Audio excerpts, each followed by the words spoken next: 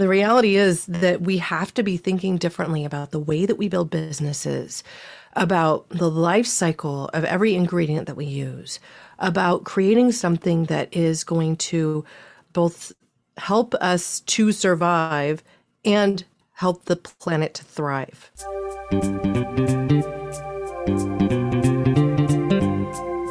Hello and welcome to the Innovative Mindset Podcast. I'm your host, Isolde Trachtenberg. On the show, I interview peak performing world changers in the creative, social impact, and vegan spaces. If you like what you hear on this episode, you're going to want to check out the bonus mini episode that you can access if you DM me at Isolde T on Instagram and you let me know you want it. You'll get access to bonus episodes, new art, my latest writing, and other fun benefits. And now, let's get to the show.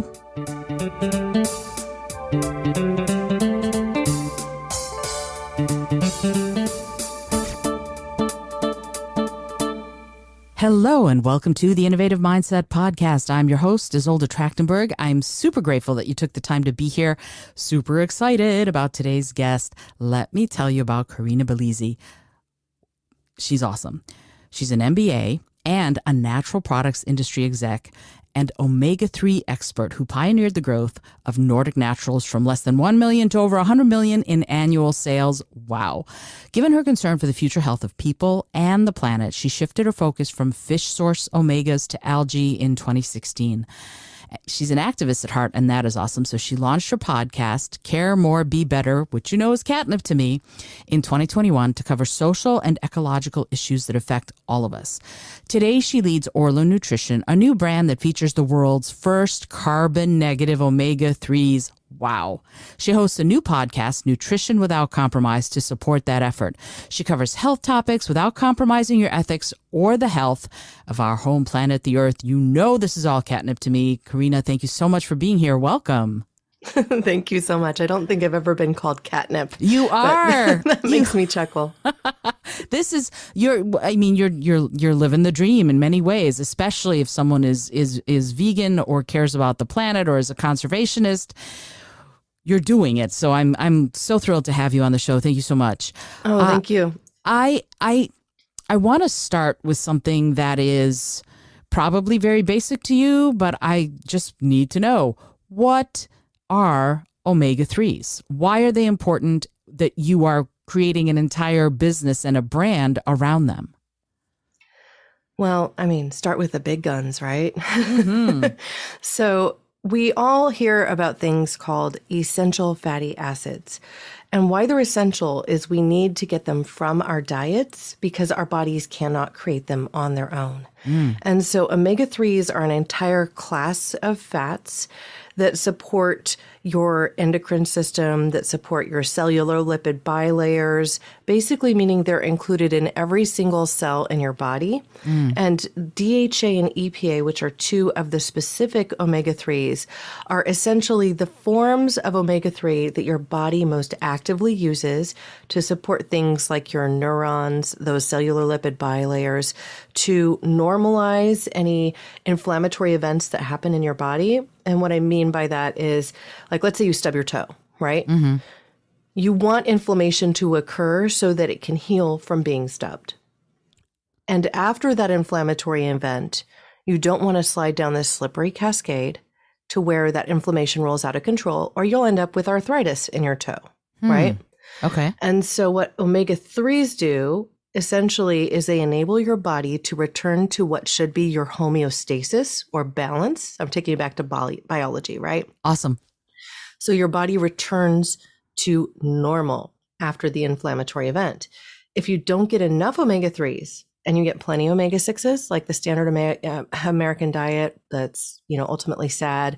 If you're eating a lot of grains, fried foods, meats, things along those lines, you tend to be getting a lot of omega-6 and a tiny bit of omega-3. And so why omega-3s are so critical is because we need to have these fats in balance, because omega-6s, support the pro-inflammation event to ensure that your body can heal. And the omega-3s support your return to homeostasis. And so when you hear questions about omega-3s as they relate to inflammation, that's what we're talking about. It's not like it's taking an aspirin. It doesn't compete with something like a drug that would help you deal with pain. It really is about helping your body get to balance. And that's it. So you get enough omega-3s, you are in balance. You don't get enough, you're not in balance. And what happens when the body's not in balance? We end up in disease states, right? If you get too much omega-6, too little omega-3, the reverse could happen too if you got too much omega-3 and too little omega-6. But we're so far from that reality. It's so hard to get too much omega-3 that you just never see that really occur. Wow. Okay. Thank you so much for that explanation, because it's something that, like, I've thought about before. When you twist your ankle, you sprain your ankle, it becomes immobilized and it hurts almost even more once it's swollen up. But the swelling keeps it sort of immobile so that you can heal, and then eventually maybe even have to go through physical therapy or whatever. But it sounds to me like what you're saying is that omega-3s allow the body to help with that, to help with removing all of the stuff that was there to immobilize whatever, the stub toe or the twisted ankle, and then to what, flush out, to remove? How does that process work? Well, I think, getting into the rudimentary science of it, I would just like to keep it a little simpler because you can lose people really quick. But there are these things called resolvins and protectins, which are essentially turned on and off by the omega fatty acids that we eat. And so you resolve the inflammatory event, or you resolve the issue. And that's what the omega-3s support, that pathway. They support the resolvins and the protectins. And so I think we just think about it as a return to normal after you have an issue. And so you can take that into the soft tissues of the body. You could take that into, your brain, anything that really relates to how your body handles the signaling of pathways. All of it is connected to the omega-3s that we consume, the EPA and DHA that are in our bodies, because they are essential to normal function of our body.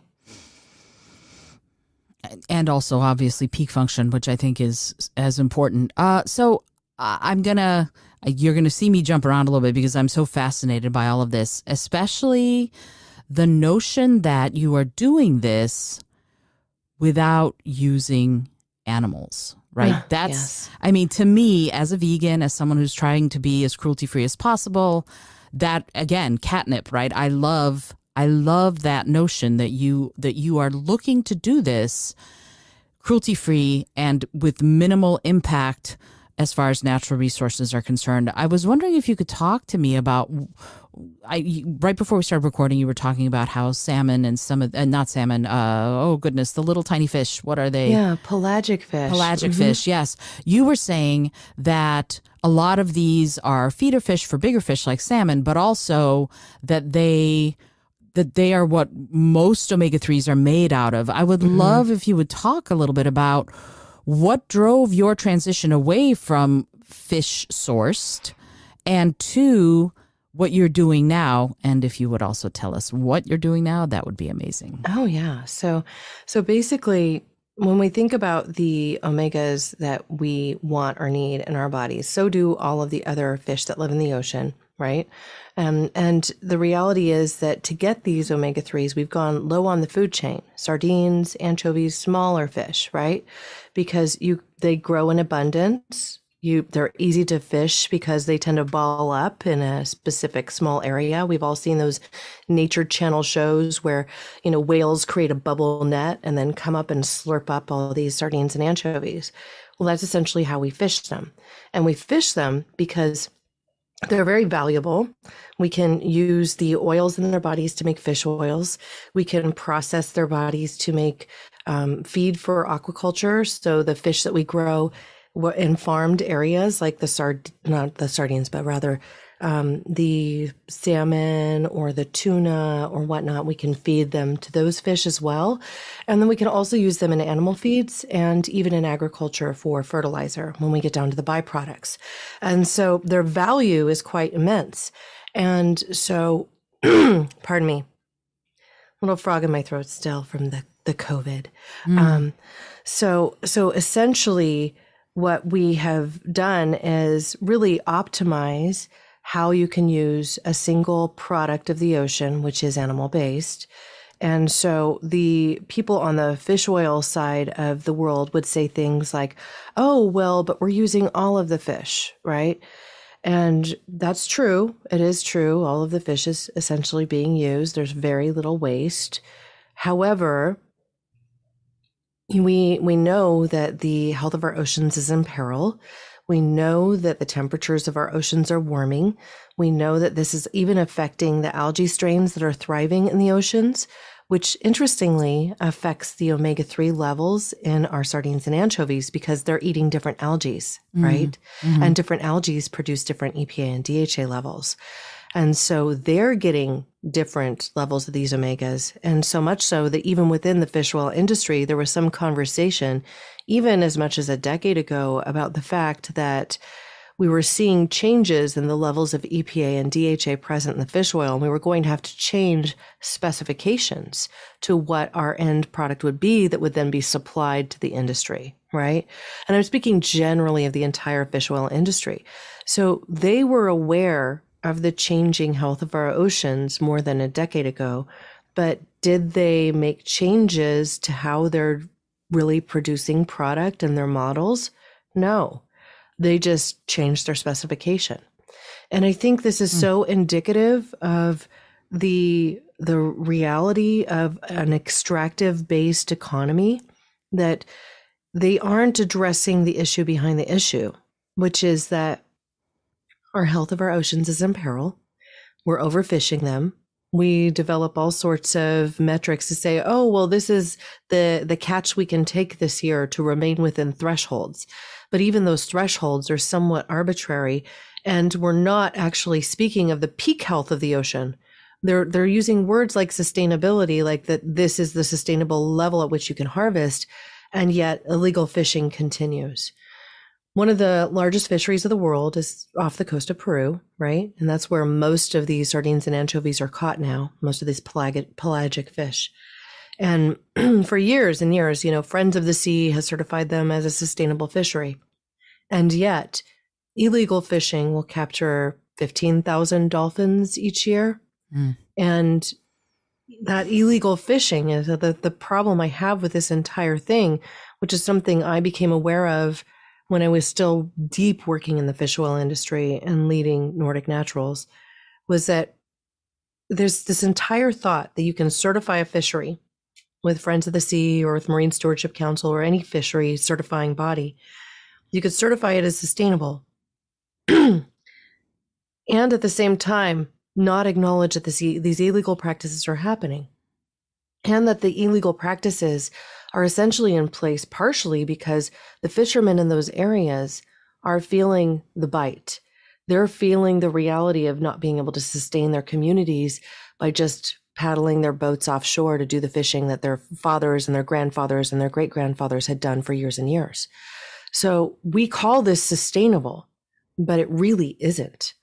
And so the more I thought about that, the more taxing it became on my psyche. And the reality is I was a proponent of producing algae-based products early in my days at Nordic Naturals. We produced a product early on called Veggie Omega, which was encapsulated in a starch shell before there were even things like tapioca-based soft gels available or carrageenan-based soft gels available. And so we were early to that because I pushed so hard, right? I was like, we need to do this. We need to take this mantle. We need to do more than fish-based products.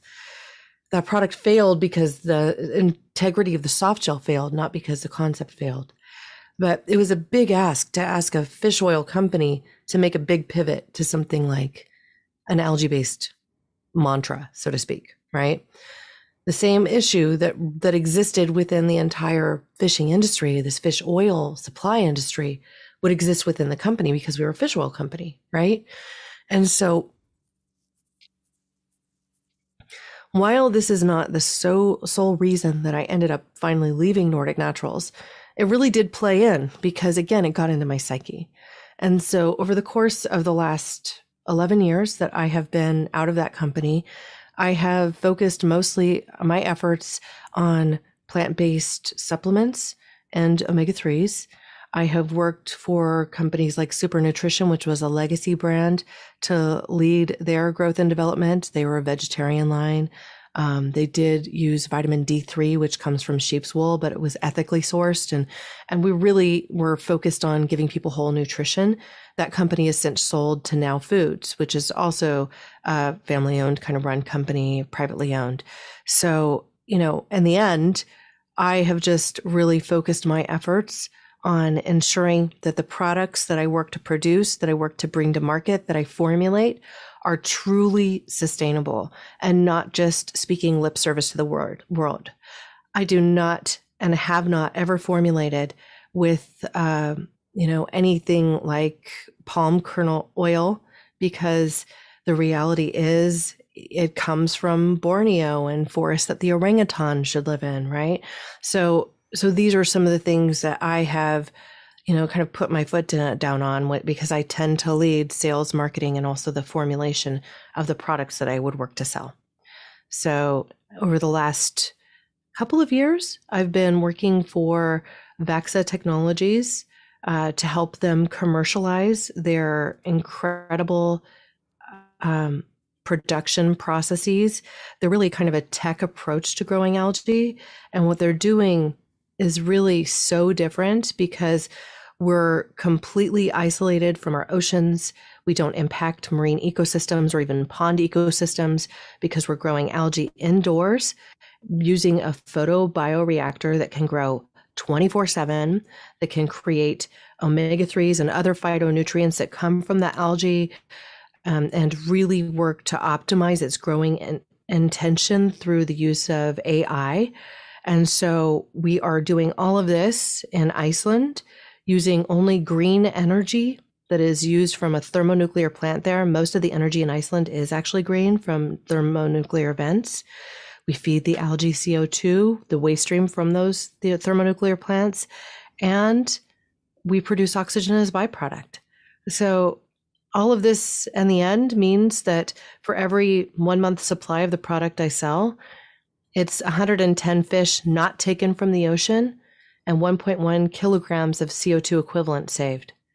And so that is a huge kind of penance for all the work I've done over the years to grow the omega-3 category and to build a fish oil giant that is Nordic Naturals.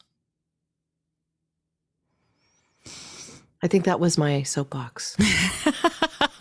I love your soapbox. I think it's fabulous. Sorry, I usually take I should have warned you before we started recording. Some people call it dead air. I call it anticipatory air because I sometimes take a little pause and sort of take in everything that you said so that I'm really actually sort of really listening. And you blow me away. First of all, like I'm now, I was your big cheerleader before. Now I'm your biggest cheerleader. There's so much to what you just said that I want to unpack. But one of the things that I am sort of really thinking about right now is sustainability versus conservation. And when you're talking about being carbon negative is huge because it's not just carbon neutral. It's not, you take out what you put in. You're actually doing something that is incredibly innovative because I think we need to be looking further than tomorrow. We need to be looking 10 years, 50 years, 100 years from now. And carbon negative is the way to go. So that's a huge innovation. Can you talk a little bit about first of all, what decided you on this? And I think you probably already answered it when you were on the soapbox, but also how are you able to do that? And what are your plans moving forward to keep that going? Well, I mean, the reality is any task like this it's a big, audacious goal. And I joke around, I said, because that's my bag, baby. The reality is that we have to be thinking differently about the way that we build businesses, about the life cycle of every ingredient that we use, about creating something that is going to both help us to survive and help the planet to thrive. For sure. And so I feel like the biggest disconnect that we've had over the course of the many last decades since the Industrial Revolution really took hold is that we haven't considered the earth as a stakeholder. We haven't considered the ecosystems as a stakeholder. We've been willing to create cheap products by sacrificing the people who labor to create those products. We've been borrowing from our future time and again, which is something that Paul Hawken, who I had the pleasure of interviewing on Care More Be Better, says so eloquently, that we're borrowing from the future. And I think that that entire concept has to stay in our mind as we seek to build the future that we want to live in. And so how you do that, the how of it, the how of how we've created this with Vaxa Technologies, is by continuing to ask the question over and over, how can we do this better? And I mean, that has come through in the development of the Orlo Nutrition brand in more ways than I could tell you, like the many hours that have been spent behind the scenes, even looking at what partners we seek to work with. I mean, I worked with a female-led and female-owned all-female design agency out of San Francisco on the creation of Orlo. I gave them some tall asks with regard to how we designed the product. I said, look, let's think about one thing. We can make black ink from algae. So what if we were to take a brand and make it monochrome and really just lean into black to create the look, because we know we can print with that, right? We can print with waste stream algae created by Living Ink, which is a company out of Colorado, an insane genius, beautiful researcher, Scott Fulbright, who's a dear friend, created this beautiful innovation where he's able to replace carbon black ink using algae, right? And so we print our post-consumer recycled boxes with that. We use that ink to create t-shirts that emblazon the branding of the company. And we're making it using, we make those t-shirts in California with organic cotton. They're cut and finished here. They're printed with algae ink. So we're looking at every single aspect of the business as we go to promote it to the world. The shippers are post-consumer recycled. The insert in the shipper is post-consumer recycled. The glass bottle that we've created is very durable. It's made of Miron glass, which is a violet glass that's super dark and really protective of the oil inside. So we're not going to see as much waste. The refill pouches that we send on subscription are made from post-consumer recycled plastics. So while they are not plastic yet, because they have to preserve the integrity of the product inside, and we could not really create an affordable product in this beautiful glass bottle and ship a new glass bottle every time a consumer buys the product first time, they get the beautiful glass bottle, and then they get their, replenishment only using a minimal amount of plastic that's post-consumer recycled every time they get their refills. And so we took it to the entire of the model. Not only that, but even the soft gel material itself is made from carrageenan, which is it's from seaweed. So we're taking sustainable ingredients at every step of the way into our products that are non-GMO. They're not animal-based at all. We don't use preservatives that are not needed. The end product produces superior effect, honestly, to omega-3s from fish oil because it has phospholipids and glycolipids, which basically make it like an even more bioavailable krill oil, but without taking whale food from the whales. And so, we've really worked to make something that is both efficient, that keeps in mind the fact that these products are even shipped to consumers. So we offset every purchase with carbon credit too, to ensure that our entire business practices, all of our business practices, are centered around that end goal of creating a product that will enable a sustainable future, a truly sustainable, a regenerative future. Yay. It's hard. No, I'm sure. We can't produce a t-shirt for $5. It costs us, I think, somewhere in the realm of about $15 to make one of them. That's just to make it, not to ship it, not to buy into the quantities that we need and all that jazz. So we do sell them on our website, and some people are actually buying them already because they're nice looking, they're good quality, they're organic cotton, they're made in the United States, all fair labor practices, and printed with algae ink. That's which awesome. is pretty cool. I need one of those T-shirts. I will be getting one right after this phone call. It is interesting to me, though, that when you are talking about this, first of all, I so appreciate your dedication and your passion to it. And yet you're also the leader of a team. And you, as the team leader, need to sort of set up the process, if you will, by which you will support the people on your team so that they can all do this. And so how, if you wouldn't mind talking about that a little bit, what is your mindset? Because this is the Innovative Mindset podcast, so I have to ask about it. What is your mindset when you're leading a team to do this? And also, this is a strange question, but I have to ask it.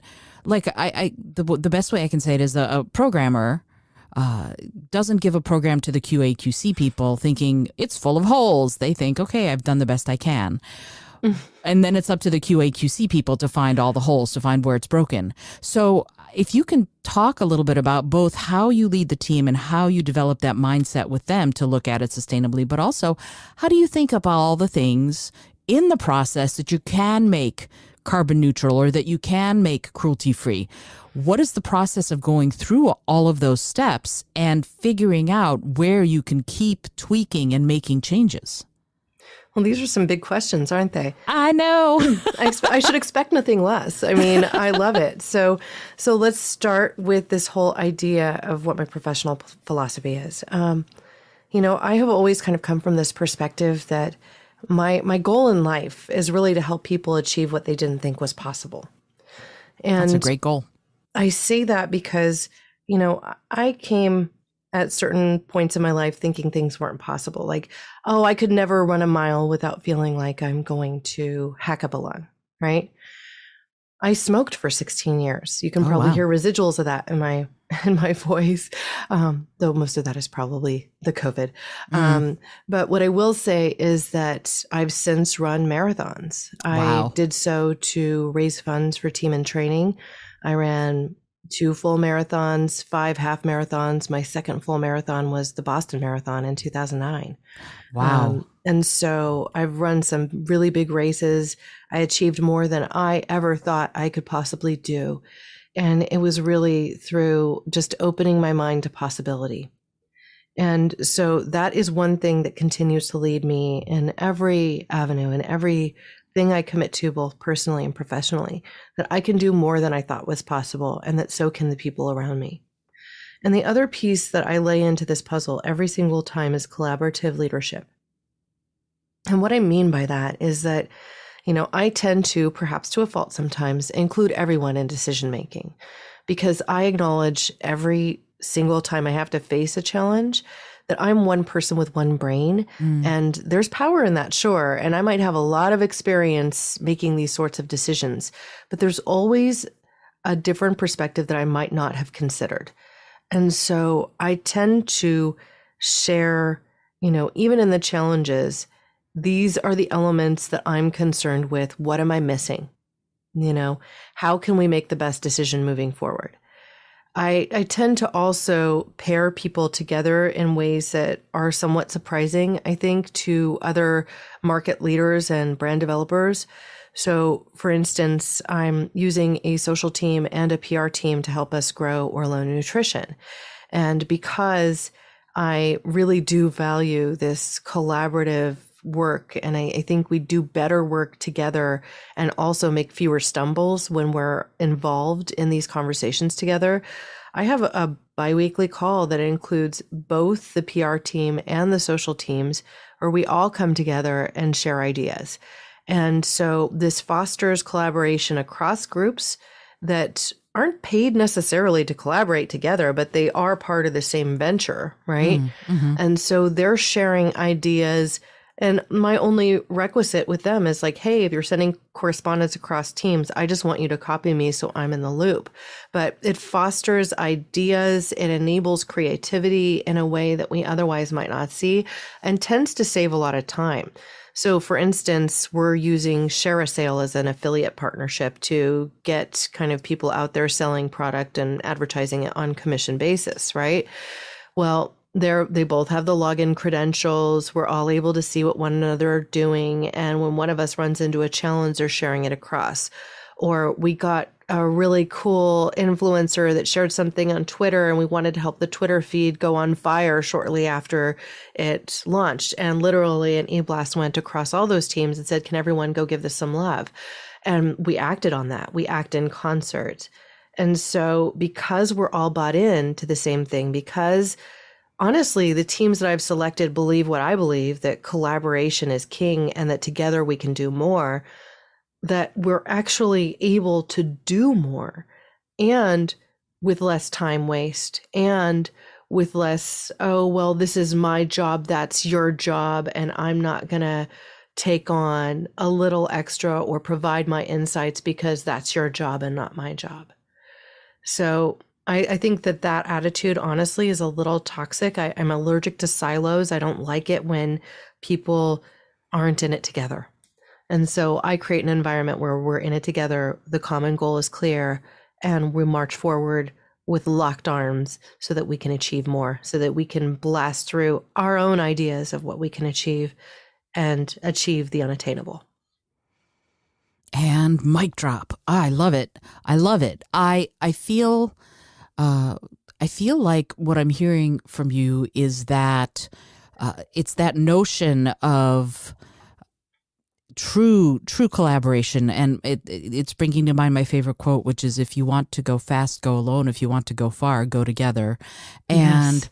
And that notion to me of we do this together, and then everybody has something to contribute, and one person's strength may not be another person's strength, and so together you can make it happen. And that reminds me, I don't know if you've ever read Daniel Coyle's The Culture Code, but you're speaking, it's like you're quoting exactly from that book. I've never read it, but maybe I should. Well, it would be old hat to you, so I don't know. I mean, that's part of this, is that in hearing what you're saying, I'm kind of going, oh, this is that leadership aspect is so important, because together, the sum of the parts is that whole greater, the whole is greater than the sum of its parts, is so true, especially since you're able to also coach them on mindset a little bit. But it sounds to me like you also chose people who had a similar mindset to begin with. I would love your thoughts on that, but I still remember that I asked you a question about how you identified the parts of the process that you could tweak and change to make them more carbon negative. So I do remember that question still, but I would love it if you could answer this question first. This notion of choosing your team and how you work with them on mindset.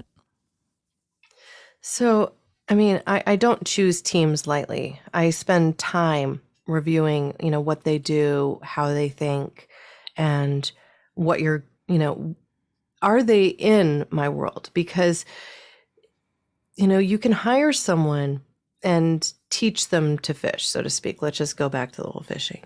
But, if you already are hiring someone who believes what you believe, then you're just not going to stumble as much.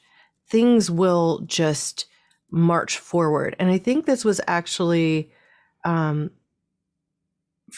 Jim Collins' Good to Great. I think this is a concept I captured from there early on. Because if you are working with people that believe what you believe, then it's just not work. It's not hard. I also created a quote that I put on my Care More Be Better website for the podcast, which is, together we can create caring communities and regenerate Earth. And I think that is at the center. That's at the center of the mission of the podcast, for one, but also just how I see things.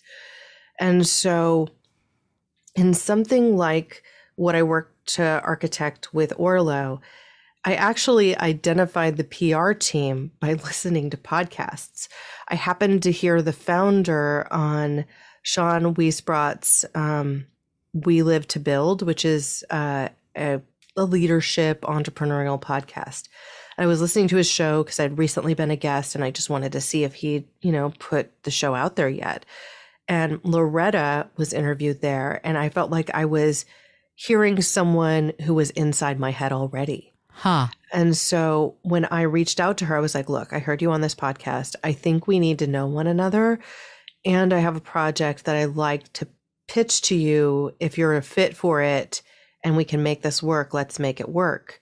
And so she came back and we connected, and her team impressed myself as well as our CEO and co-founder Ohad Bashan. So we all felt like we were on that same page, and it was easy. And so that was just a no-brainer for me. I was like, okay, this gal believes what I believe, but also setting expectations, because I said, look, here's how I come at things when I'm working to pioneer a brand. We all know this is hard and we need to be in it together. So are you on board with me if I say, yeah, I don't want to hire your social team. I want to hire a social team I've worked with in the past that I think does great work in supplements, because working in supplements is hard. Okay. And so they said, yes, great. We value collaboration. And the proof comes out when you start that early work, right? I actually involved both parties in a couple of collaborative discussions before I even signed the papers that would say, okay, we're on, right? So they had to, in a way, as part of the vetting process, prove to me that they meant what they said, that it wasn't just, oh yeah, I'm telling you what you want to hear because you're going to pay me, right? Because what I'm seeking to build every time is not something that is just about the bottom line and the dollars and cents. Because I think, again, when you come at it from that perspective, that you're thinking from an extractive perspective, not a build perspective, not a regenerative perspective. And so, not to say I don't pay them fairly, I do, like everybody's on the team. Not to say I'm not, looking for where we can save. I'm in the entrepreneurial world, right? You got to save where you can save. You have to make concessions where you can make concessions if possible, especially when you're in the build. But really, it came down to ensuring that everyone really believes that same thing, that we're going to do this together, that collaboration is king. And that though we are honestly answering to the brand, we're in it together. It's not like they answer to me. They're not doing it for me, right? They're doing it for Arlo.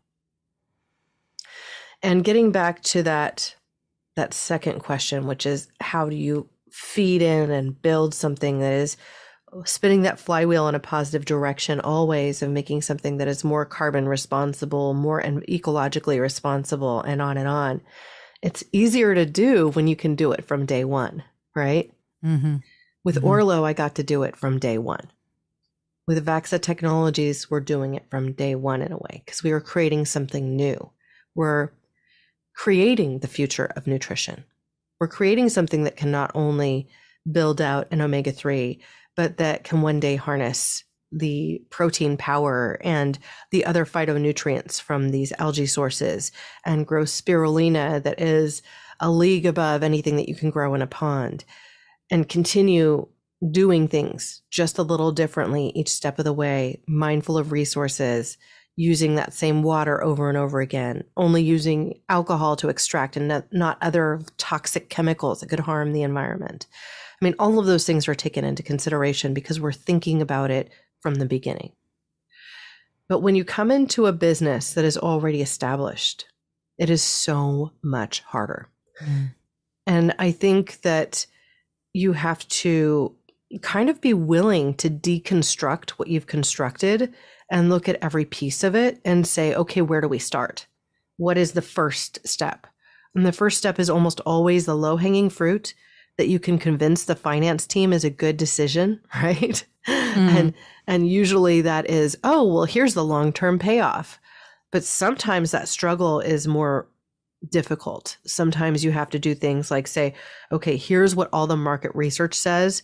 If we don't act now and make some changes, our customer base is going to disappear because consumers are making buying choices today differently, and they expect a different level of accountability than we built ourselves on.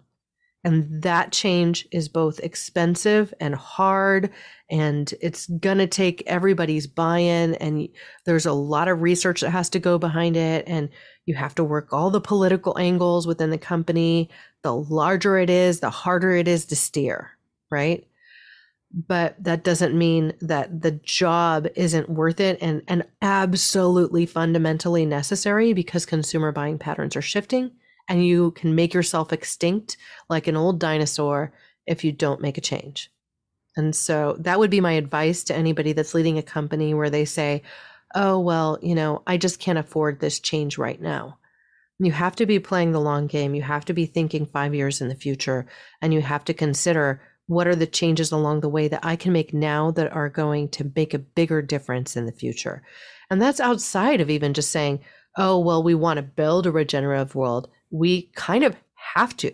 Like, there isn't really a choice.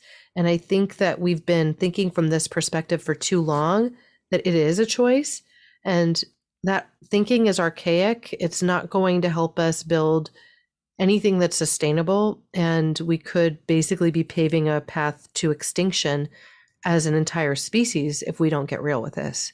So that's the soapbox that I take with me from the MBA that I just got at Santa Clara University in 2021. I heard far too many people still thinking in an extractive way among my classmates, and I would kind of give them my that's the kind of the 1-2 punch I think I practiced a few times on them.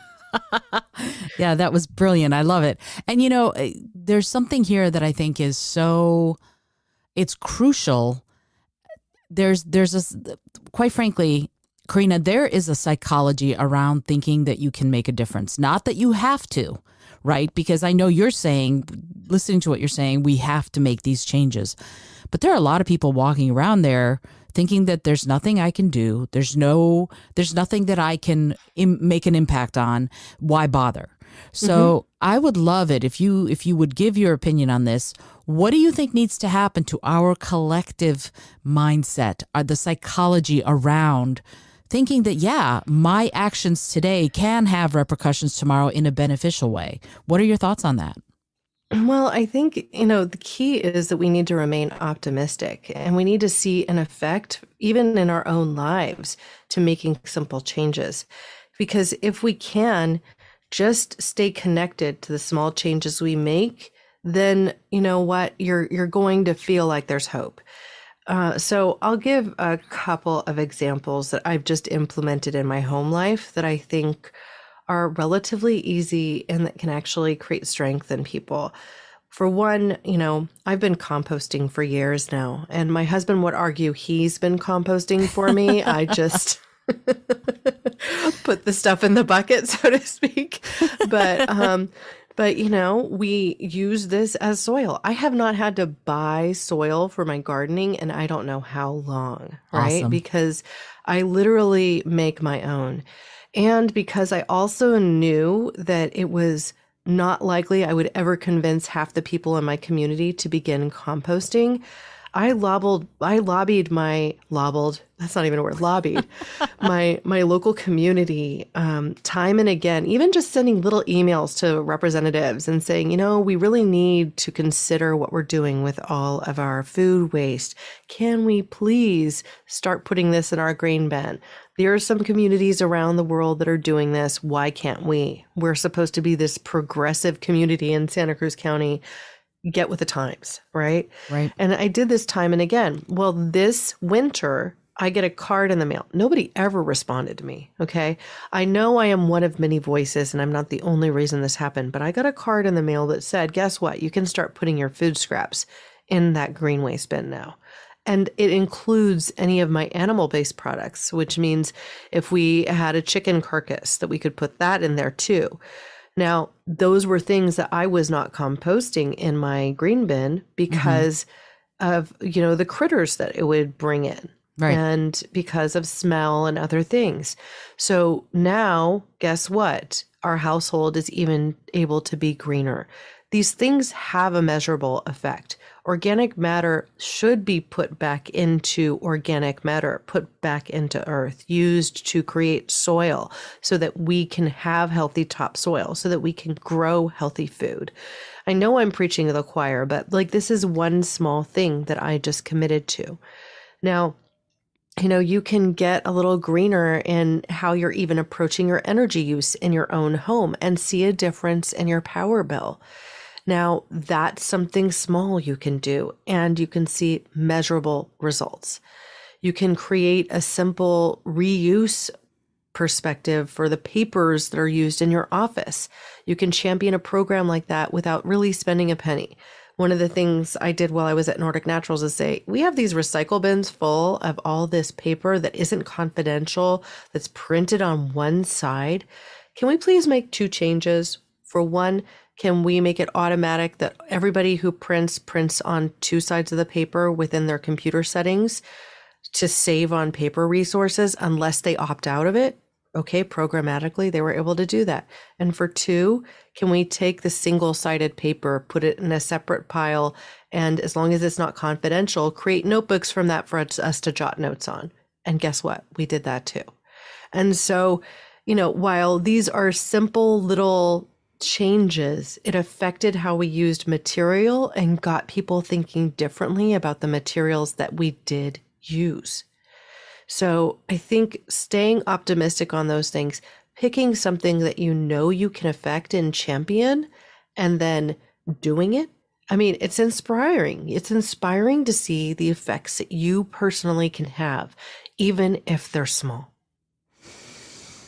I think especially if they're small, actually, because small begets small, which will eventually become big, right? Small steps are still steps. That's one of my other favorite sayings. And so your point is very well taken. And I think that one of the things when I work with kids, and I do a lot of environmental science work with kids the world over, one of the things I ask them to do is to put a bowl at the bottom of the bathroom sink when they wash their hands. See how much water would just drop down into the sink, into the drain while you're washing your hands if you leave the water on. And that moment is visceral for them, right? They see it and they go, oh, that's a lot of water. Yeah. And so when they get to that place, like you saying, hey, these are things that are simple that we can build awareness on. They're not simple to me, right? They're actually, you're making great changes by not just helping people see this one thing, but again, helping them perhaps to change their mindset on other things in their lives, So there's something there that I think is really important that we should not gloss over, that one tiny change might also change the perspective of the person making that tiny change to want to make bigger changes. What do you think of that? Well, yes. I mean, I'm reminded of the intense drought we've had here in California and, the fires that have raged and everything else. I mean, I've gotten very wise about how we use our water. We have rain barrels to capture rain, and we use that to water our fruit trees. We don't water our fruit trees in the summers anymore. So they just get the water they get from the rain season and also from the rain barrels. And so when we're having a particularly dry period, I have even started taking buckets from the bath that my boys are in and refilling our rain barrels, or putting a bucket at the bottom of my shower and doing the same. And even, when I clean out my fish tank, using that water to water my plants. It's full of all the stuff that the plants need anyways. So that wastewater ends up giving them things that they would need to be healthy and thrive. So, it's all the little things that you can do, because if you put them all together, the measurable effect you have is much, much larger. One of the other things I did as kind of a contest or challenge within my home is I tried to limit, especially as gas prices continue to hike, my driving. We had an electric car for a while. We've since turned it in from the lease, and now we have older gas-powered vehicles. And so I'm very conscious about how much I drive. So when I take the effort of going and doing errands, I've literally plotted a circular trip, and I only go to the stores that are on that circular trip. And I even refill my gas when I'm on that circular trip. And so I try to limit not only the miles driven, but the efficiency of the trips I take, and have moved more of my exercise into the home. So I'm not even driving to the gym as frequently, though I still do go, because I like the equipment here and there. Overall, these changes have meant that I'm saving money, that I'm not expending as much carbon, and that my kids are also now becoming conscious about when they ask to go places, because they say, oh, well, mom, when you're on the way to go do X, Y, and Z, can you take me here? Can we go there? Because it's just becoming endemic. It's becoming the pattern, right? Mm-hmm. And so they're learning about this at the same time without me having to sit there and lecture them about resource use and mindfulness about things like gasoline. It's just becoming the norm for them. And so while I don't live in a 15-minute city where I can walk to and get everything I need within 15 minutes of my house, I'm at least ingraining some of this kind of responsible perspective in the future generation that we're seeking to create. You're singing my song. I love it. I love it. This is it's crucial, and it's a mindset that I think we could use obviously much more of. And I love that you're teaching your boys to think in this way also. I would love it if you wouldn't mind. One of the things that we all throw around some of these terms, greenhouse gases and all of that, but they're important to know about, but some of these other things are also important. Why do we care about how much carbon dioxide is in the atmosphere? Why is that important? And I know you're not a scientist in this way, but it's something that I think is crucial, that we need to know why should we care? Like you said, you're going to save money if you do this. Great. That's a lot of people's motivation, right? That they're going to save money. But what I've noticed is, if you're looking at carbon sequestration or things like that, and the melting of the permafrost, these are things most people aren't going, oh, this is important, I need to be paying attention to, right? Most people are worried more about putting food on the table, and they're not necessarily thinking long term. What are your suggestions for someone who wants to learn more about some of this, and how can they go about it? Yeah, I've had the pleasure of connecting with Tom Newmark, who's the co-founder of the Carbon Collective. I'm sorry, not Carbon Collective, Carbon Underground. Mm. So if people are interested in learning more about why carbon is so critical, I would advise them to check out the carbonunderground.org, because their whole mantra is about drawing down carbon from the atmosphere. And the reality of the moment that we're in is that we need to draw down that carbon from the atmosphere back to Earth in order to slow the global warming issue. And the reason we need to care about that is because we're already seeing those 1,000-year, 100-year, 20-year storms with increasing frequency, and they completely disrupt our way of life. And so even if you haven't been concerned with this, it's something that we could all benefit from learning more about.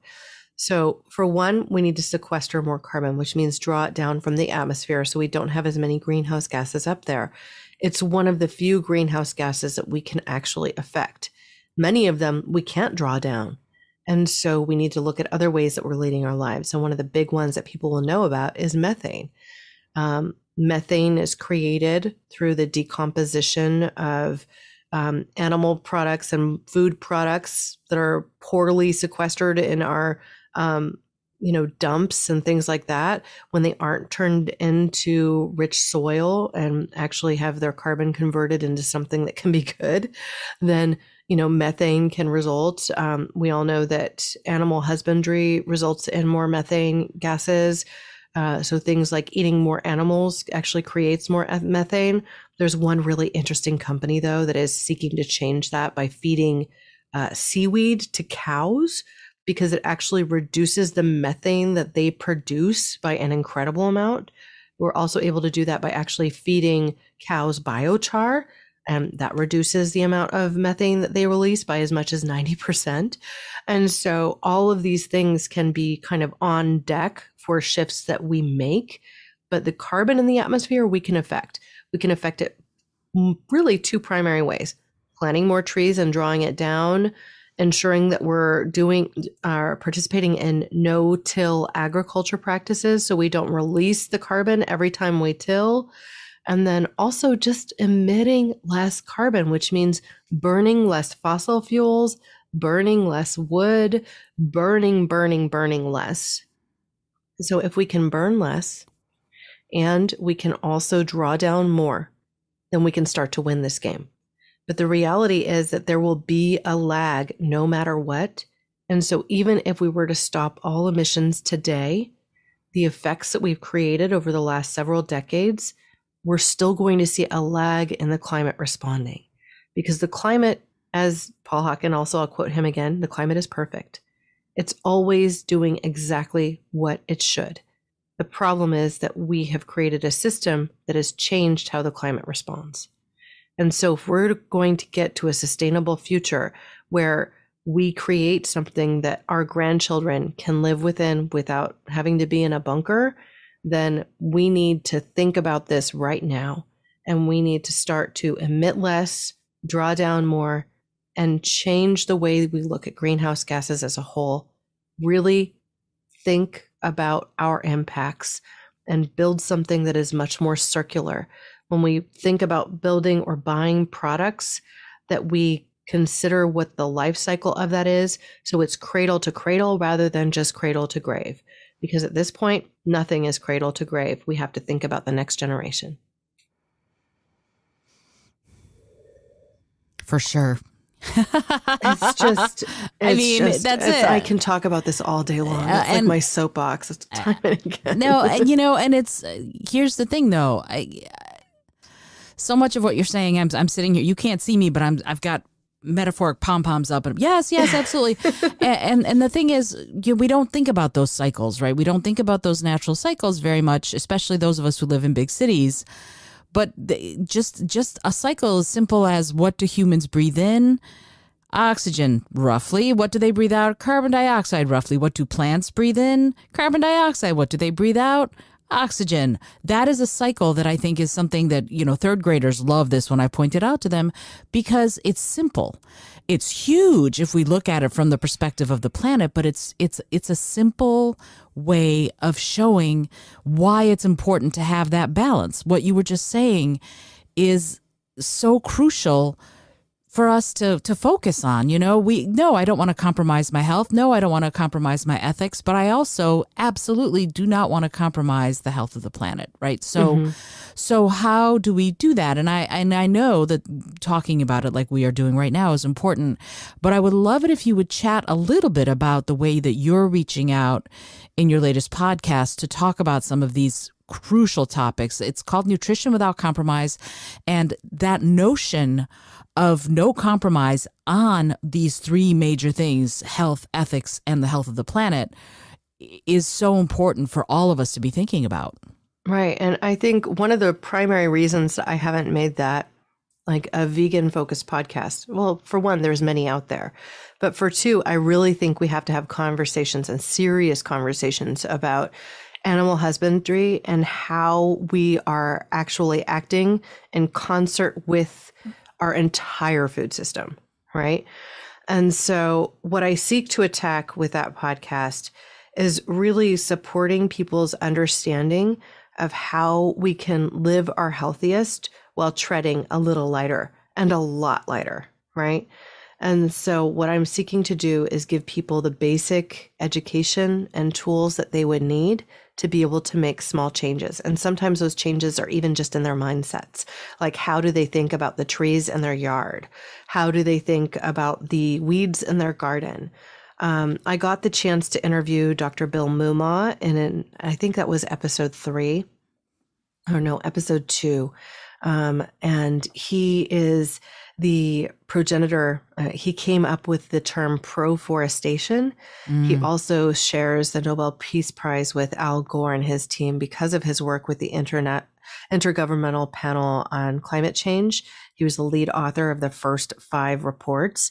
And I got to sit down with him for an hour and talk about it and just dish about the fact that, algae can be part of the solution that we seek when we're looking at solving both nutrition problems and also regenerating this kind of carbon cycle, because algae has this exponential growth rate. These microalgae species essentially can double every couple of days, right? And so you need to continually harvest them, which means that you have the ability to continue to build more and more product from them, right? And then you continue to grow them by feeding them more carbon dioxide and some other phytonutrients, right? And this cycle continues and continues, and you're creating oxygen, you're creating a product that can be consumed, and you're essentially creating something that can be a circular cycle that benefits the earth by expelling oxygen, sequestering carbon, and essentially moving in a direction that we can all be more proud of, right? And so this is, I think, something that he covers better than most, because it's just so much easier to understand when you're talking to somebody who is both an incredible scholar from MIT, but has spent a lot of time lobbying Congress, working with senators, talking to the lay public about the sorts of things that we need to be aware of, right? So these are the sorts of conversations I'm hosting there. I also got the chance to sit down with Dr. William Lee, who wrote Eat to Beat Disease. And he's just an incredible individual who's advocating for a more plant-based diet and responsible nutrition, getting people to return to a whole foods diet to build their healthiest selves and to avoid diseases. I mean, these are conversations that we need to be having. I mean, he espouses a more responsible way of living and consuming, and not over consuming, right? And so I think that that is what people will get. I mean, I know that's what people will get from Nutrition Without Compromise.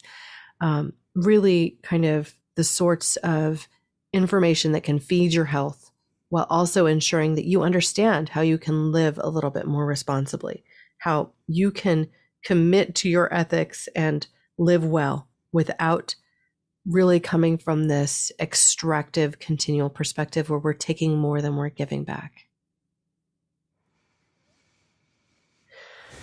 So that's the aim anyway. And we're 4 episodes in, I think, released, and it's already gaining traction. I'm very excited about that. I feel like a little feather in my cap is that it's weeks of launch. It was in the top 100 for the nutrition category in Canada and the top 200 for the nutrition category in the United States.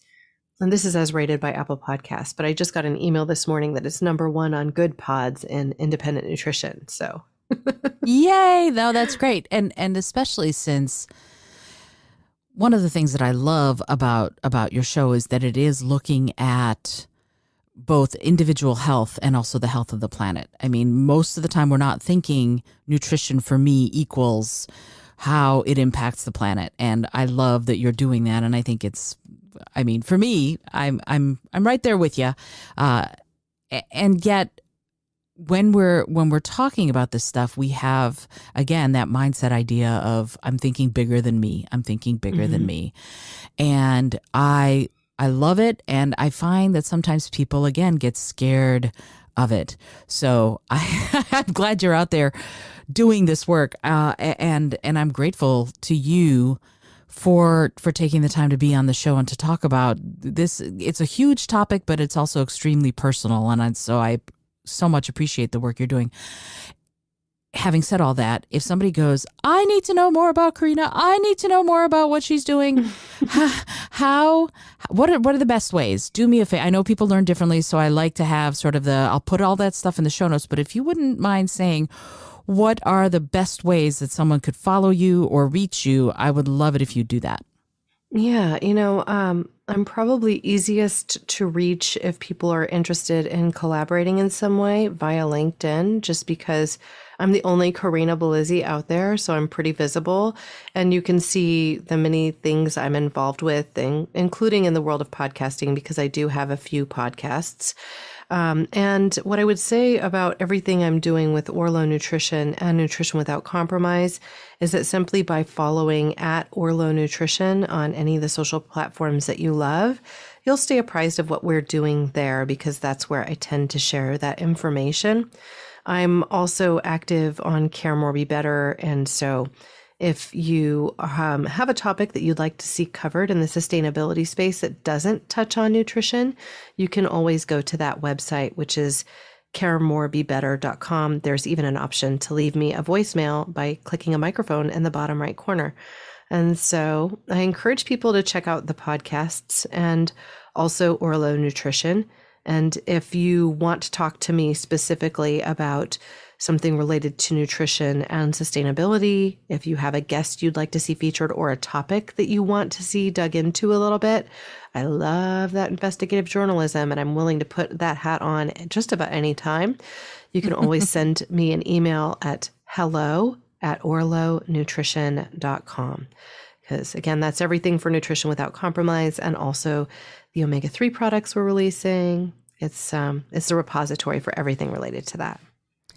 Awesome. That is great. And I just noticed looking at the little things that I have, I don't have your LinkedIn. You gave me Facebook and Instagram and Pinterest and Twitter and TikTok. So we're going to need to make sure that I get that URL so that I have it. You being the only Corinna Bellizzi, that makes it a lot easier. But I like to make sure that I have, if someone wants to find you, that they will be able to find you very easily. So again, Corinna, thank you so much for taking the time to be here. And if you don't mind, before we move off to the bonus episode and do that real quick, I would love to find out if I can ask you one last question. And it's a question that I ask everybody who comes on the show. And it's a silly question, but I find that it yields some profound answers. Is that okay? Of course. I love silly questions. Yay, good. All right, cool. So here is the silly question. If you had an airplane, environmentally friendly, of course, that could skywrite anything for the whole world to see, what would you say?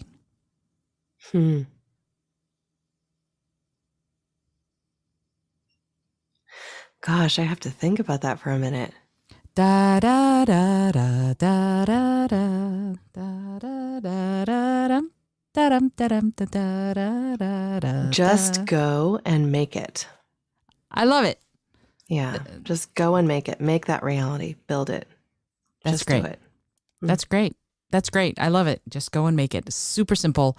And you know, it's really funny. I asked this of everybody, and recently I did a sort of set of episodes of just the answers to this question.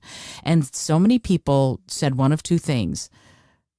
Something like just go and start like you did, or something like be kind. It seems to fall, people who are successful and people who love what they do seem to fall in one of those two camps for how they answer that question. So it's very interesting. I just had that realization. Corinna, you know why I had to come up with it? Why? When I left Nordic Naturals, which was 11 years ago, I printed these personal business cards. And I had been known to say this almost jokingly. I actually printed it on the back of the card. And that was, you just go and you make it. And so I was like, I think that still holds true. You just go and you make it. You take the leap of faith and you just do what you know is right. So that's awesome. Yeah, that's how I was like, what would I put up in the skywriter? No, I think it's great. Just go and make it still works. I think it still works. It's obviously central to your entire life process, which I think is amazing. Corinna, once again, thank you so much for being here. We're going to be back in just a minute to do the bonus episode, which I'm super excited to get your thoughts on. This is Isolde Trachtenberg for the Innovative Mindset Podcast. I'm super grateful to Corinna for being here and to you for listening. If you have questions, you know how to find me. You also know how to go to the show notes and find Corinna and her information. Until next time, as always, I remind you to be bold, be creative, and most of all, be kind.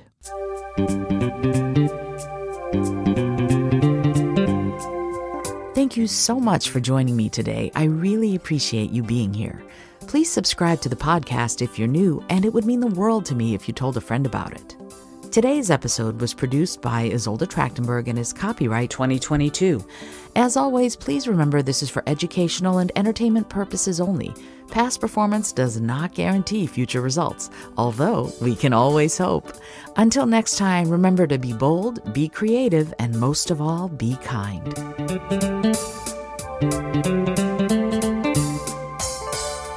Thank you.